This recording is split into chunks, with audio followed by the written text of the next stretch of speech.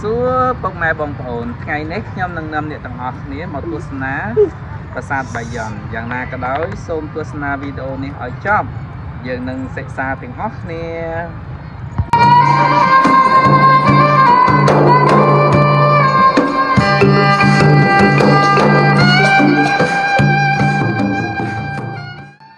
ព្រះបាទជ័យវរ្ម័នទី7គឺជាព្រះមហាក្សត្រដ៏អស្ចារ្យមួយអង្គនៃអាណាចក្រខ្មែរ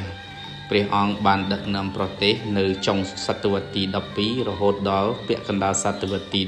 13និងកសាងសំណង់ល្បីល្បាញជាច្រើនដូចជាប្រាសាទបាយ័ននិងទីក្រុងអង្គរធំ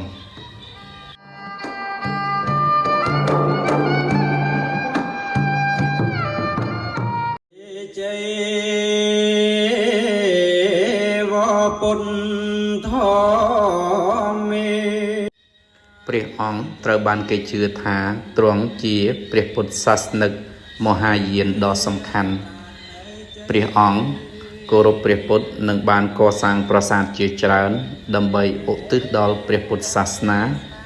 និងបម្រើប្រជារាស្ត្រដោយសេចក្តីមេត្តាករុណា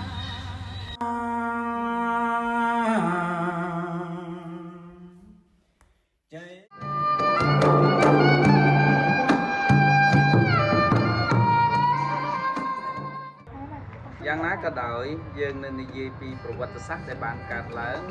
កាលពី800ឆ្នាំមុន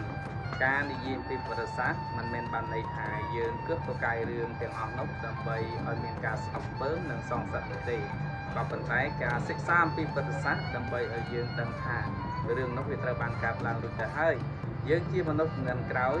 យើងត្រូវតែសិក្សាអំពីវាហើយយើងនឹងរកវិធីល្អដោះស្រាយប្រសើរជាងសង្គ្រាមព្រ